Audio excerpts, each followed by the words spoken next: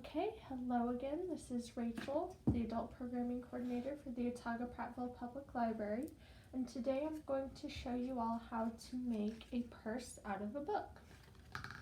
So the first thing I'm going to do is get my materials in a little bit of order here. I have this ribbon rope sort of trim that I'm going to trim slightly and take the ends together to get rid of some of this extra frizziness that's going on. So I'm just sealing the ends up kind of like a shoelace with a little bit of Scotch tape.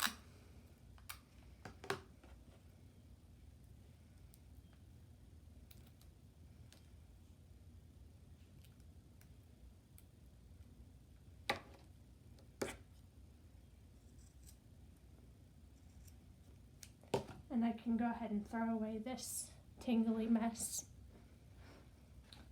So to make our book purse, you'll need some ribbon, or if you have a rope trim like this, that works really well as well. You'll need some fabric. I'm going to go ahead and use the fabric that I colored the other day with crayons and fabric markers and a little bit of RIT dye.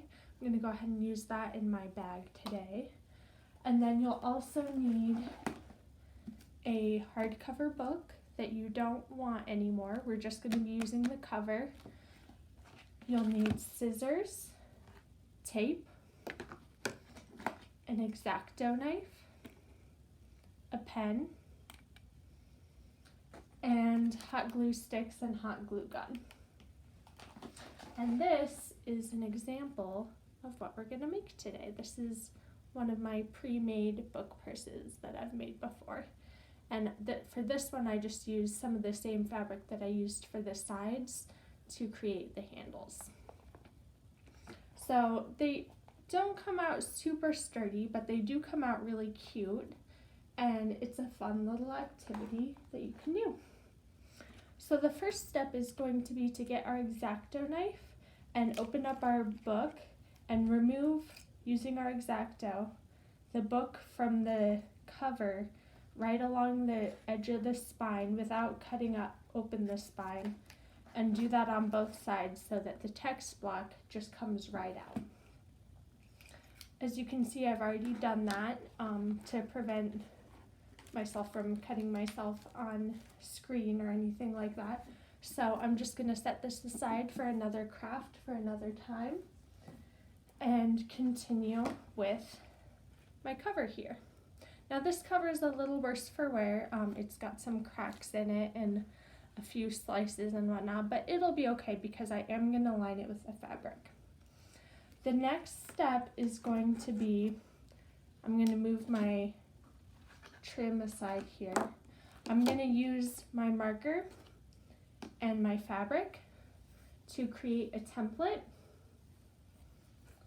for the insides. And I think what I'd like to do is use this corner of the fabric for the innards, and then I'll use the rest of it to go ahead and make the sides. So I'm just kind of making some marks here on my fabric so I know where to cut it. And I am going to go ahead and cut my fabric just a little bit wider and longer than the actual book cover is. So I'll show you once I cut it how that looks. So I'm going to use my scissors to cut my fabric along these marks that I've made. And if you want to, if you're using a thin fabric like this, you can absolutely double it up as well.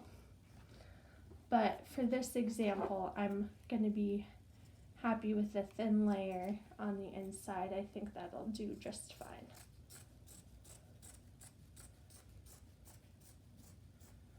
Okay, cool. So I'm going to set my excess fabric aside for just a moment so I can show you all. Let me move this back around here too so you can see a little better. Here's my book cover, and here is my fabric, just slightly bigger than the book cover. So I'm going to set that aside, and then I have 2 more fabric templates to make. So I'm going to get my fabric back out. Now these templates I'm going to make for the sides, so I'm going to hold my book up and make a triangle from the front to the back of the spine, and then going just past these edges here. But I'm going to do that with a different piece of fabric because we're going to need this one. So let's create our new templates. And you can always, if you want, practice with a piece of cardstock. As you can see, I already cut a piece of cardstock that, much like the rectangle, is just slightly larger than the base of the book. And so I'm going to use that instead of trying to hold the book up and trace it at the same time. I'm going to use that to go ahead and mark and cut my fabric. And I think, let's see what part of the fabric I want to use.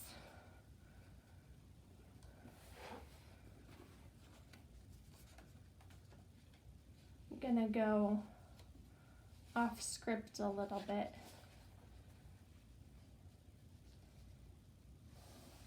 Let's see. Yeah, I'll go here.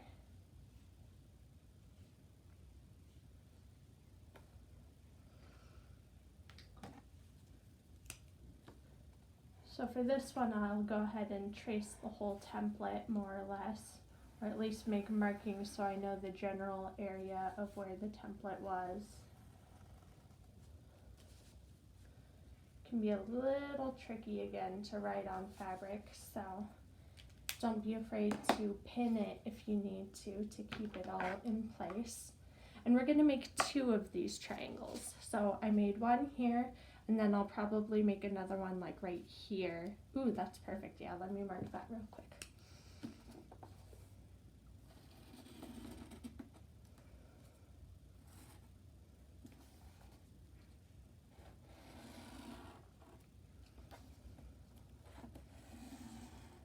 Perfect, okay. So now I'm going to cut out my triangles. Well, they're sort of triangles. They're trapezoids, I guess.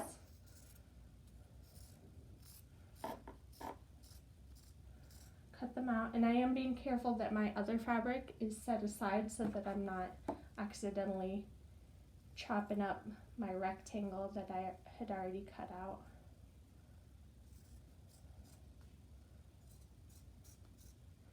Now this book purse is no sew, so in addition to just needing very few materials like the fabric, the ribbon, and the book cover and hot glue, you won't need to worry about knowing any sewing techniques or anything like that.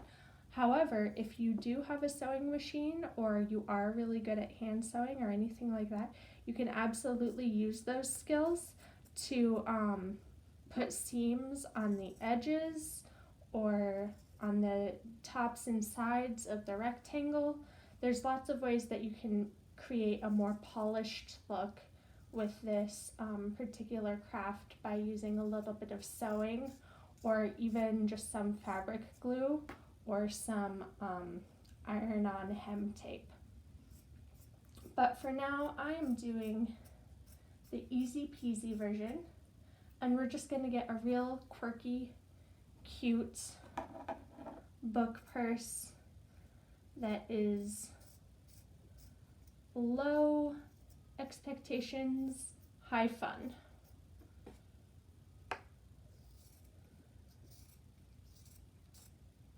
Because the point for me is having fun.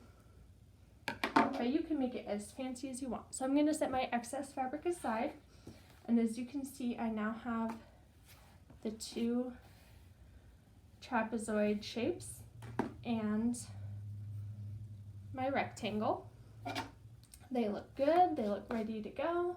I'm gonna set them aside as well for now. And go ahead and start attaching the handles of my purse. So I would like, I think, to use both of these colors because the green and the orange go kind of nicely together in the color scheme of the book. So I'm just winding these two together a little bit. And I'm trying to get an idea of how long I want my handles to be. You can measure it out with a ruler if you like, if you want to be precise. Or if you are super lazy like me, you can absolutely just eyeball it.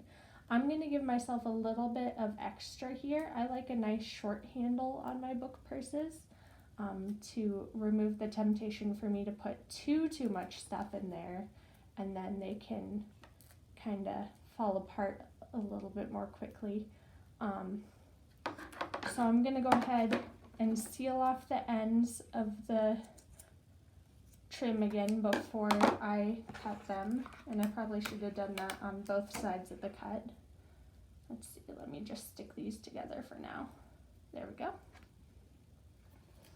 And I'm going to twist these two together into a nice swirly pattern.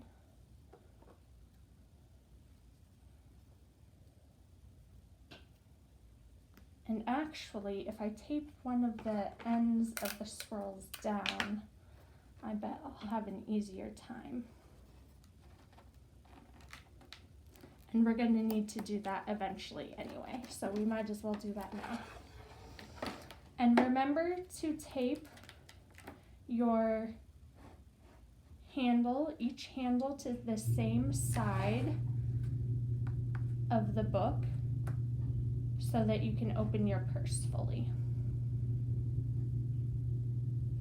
So I'm just twisting and trying to get it a little tight, just so it looks kind of cute and fun.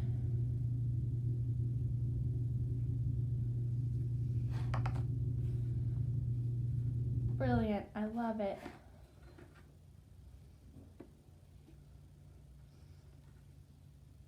And this right here is about the length and width that I want my handle to be. So I'm going to go ahead and tape it down right where I've got my finger marking it.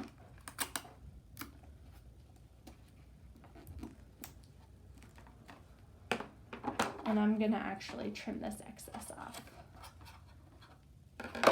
just so it doesn't create a big lump in my purse. So now I'll do the same thing on the other side.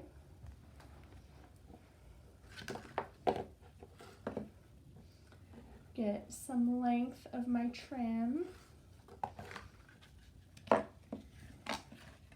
The orange is tangled up in the green and they're fighting with me. But that's okay because I don't need that much anyway. And try to line your handles up so that they're straight across from one another. And then, as I mentioned before too, you'll want to tape the ends of the trim on both sides if you're using this particular kind that likes to fray. Tape it on both sides before you cut it. That way you aren't dealing with a whole big fabric-y, tangly mess. Because this trim especially, look at that, I just cut it and it immediately poofs out. So we're going to set these aside and twist our other handle.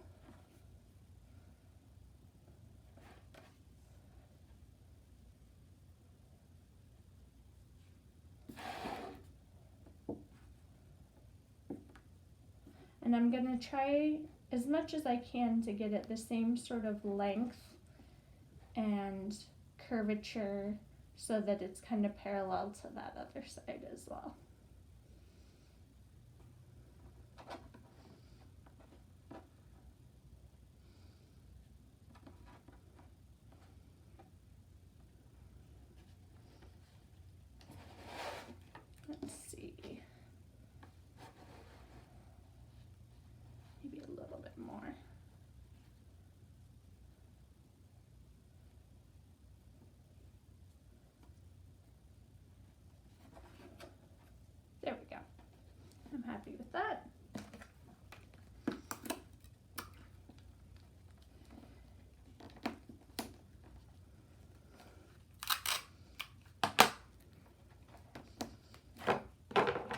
trim off the excess.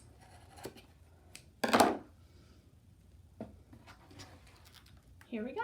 We are about halfway done. Not too bad so far, right? So now comes the hot gluey part. So I'm going to put one of my little surface protectors back on here. And you actually want to start with your trapezoids. Maybe they're parallelograms. I'm not really sure. I was no good at geometry, for anyone who's wondering. So I'm going to prop my book up like this and take one corner of my fabric. I want the pretty part facing out so that it's going to be nice and visible. And I'm putting a little dab of glue on that corner and placing it up in the top corner of the book. Then on the other side, I'm going to do the same thing.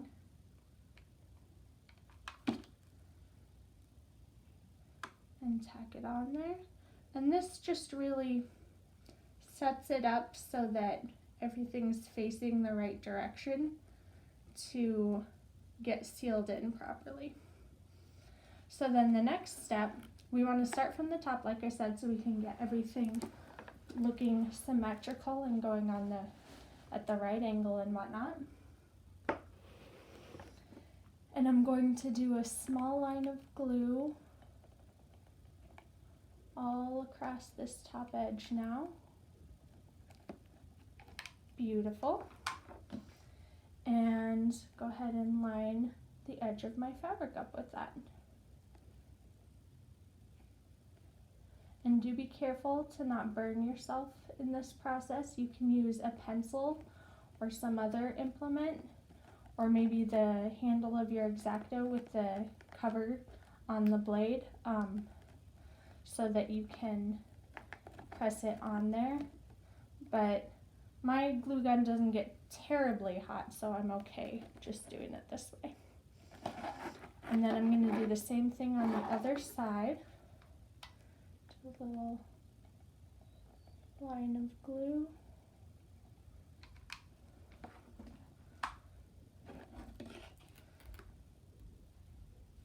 And attach it on from the top to the bottom. And then we're just going to seal up the bottom in the same sort of way. So we're going to put a little line of glue right along this seam here, and I need to reinforce here, it looks like, as well. Put a little bit of glue right in there, and I'm gonna put it back upside down so that the glue has gravity on its side. And then we're going to press down the bottom part of our triangular shaped fabric and just press it down in there. If you see any weak spots, you can just reinforce them with a little bit more hot glue. You don't want a whole lot of gaps or open areas, because then if you use your purse to hold things, things will fall out of it. But we will be adding the inner layer of fabric with the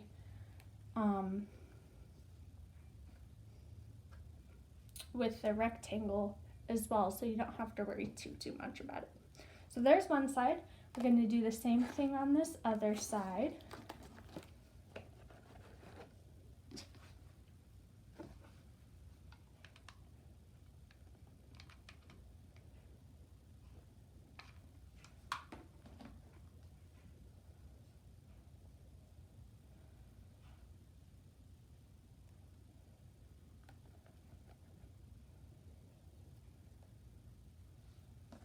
I hope I've got the right angle to where you all can see this.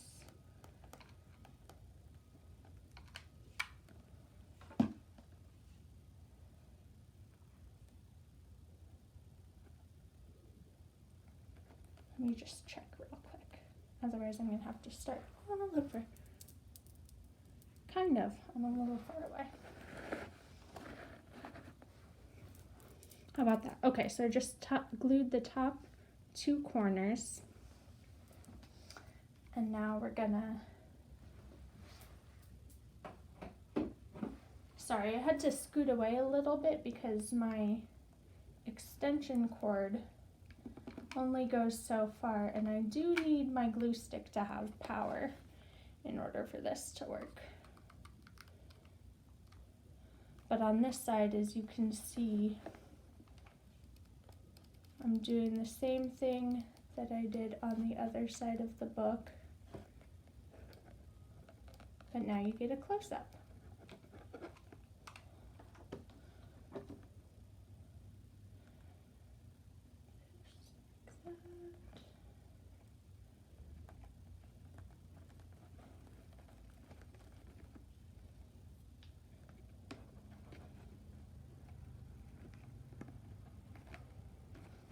And do this side.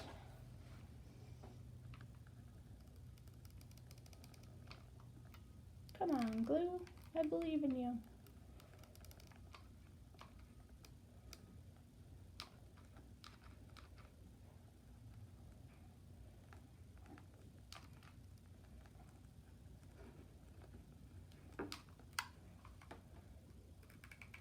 I had a dream last night that I was driving to the library, and I was nervous because I had forgotten how to drive because of the quarantine, because of being home so much. And then I realized, I was driving to work and I realized I needed to let my boss know I was coming to work because we're still closed. And I started, despite being afraid of not knowing how to drive in my dream, I started trying to text and drive at the same time, which A, is not recommended, and B, I've never been good at multitasking.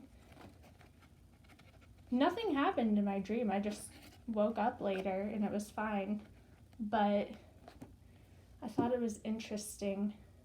But I remember I was gonna get a new glue gun and a couple other things from work, and I remember there was a time crunch as well.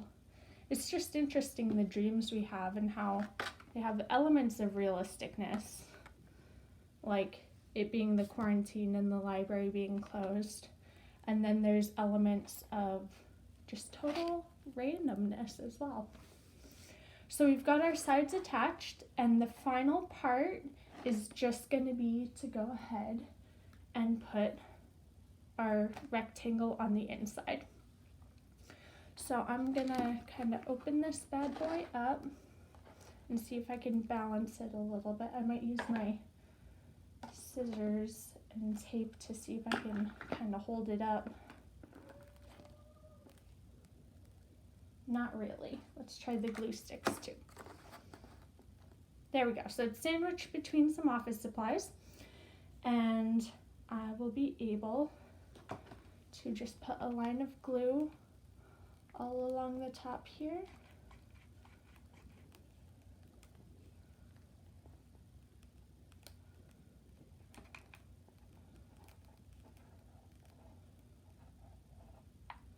And it's okay to do a little bit at a time too, especially if your glue gun is being finicky like this, so that it doesn't dry while you're trying to glue it down. But you're going to take one of the short edges, again with the pretty side facing out. Take one of the short edges and attach it to that top line of glue. Yeah, and the glue is already dried, so that didn't work out quite the way I had hoped. Let's try that again. Let's see. This is a good craft to do with a buddy, if you can, because an extra set of hands can be helpful. It's not difficult, there's just a little bit of like a balancing act involved, as you can see.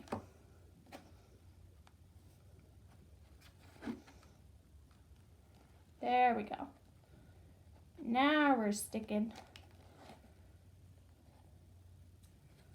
Okay. Tape back. So I've got the corner in, and I'm just going to keep fighting with my glue gun and attaching this top edge. If you have a good glue gun, it's way easier than I'm making it look right now.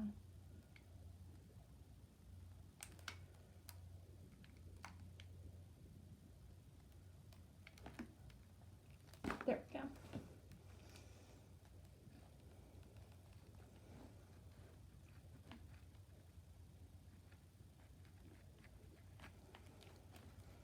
And we're just going right over the handle.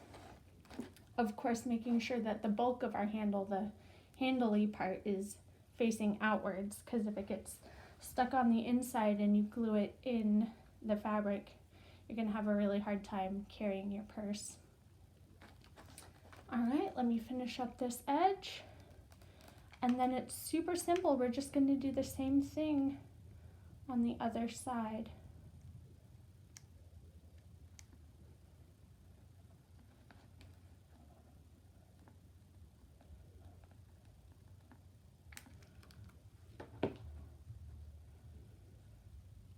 So we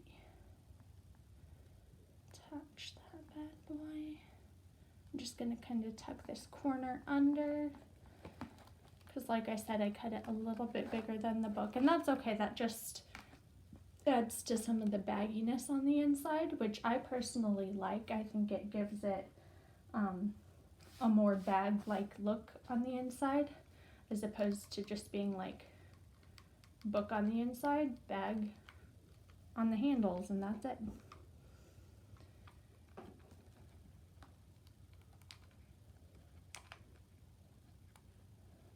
So again, just a little bit at a time, we're going to go ahead and glue this all up to the top,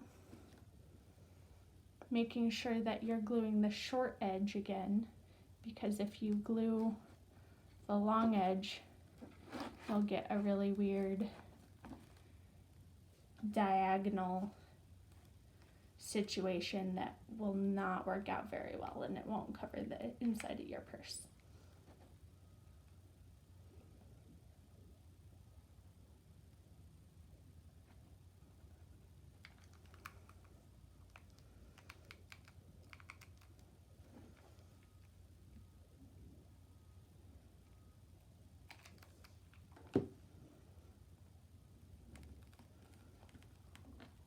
And you're just going to glue and press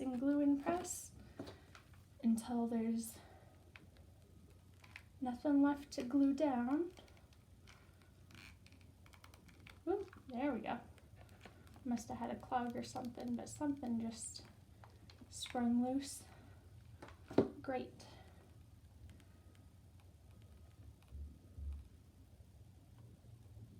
Awesome. Okay. So we've got it all set up, and I'm throwing my glue sticks, and I'm about to lose my tape too. Okay, here we go. We have our handy dandy little book purse, and you can absolutely use scrapbooking paper or fabric or whatever you want to decorate the outside as well. As you can see, I've got a little bit of hot glue sticking to the cover. You can just rub that off, but you can use anything you want to decorate the outside cover as well, but I just wanted to show you the basic structure of how to turn a book cover into a purse, and this is the gist of it. If you do want to make something fancier than these, you absolutely can, like I said, by adding some sewing, adding some seams. You can add a clasp, all sorts of good things like that. And you can also look online, especially like on Google and Pinterest, for lots of other ideas and inspiration on making book purses. You can make them as simple or as fancy as you like. So thank you guys so much for joining me, and have a wonderful day.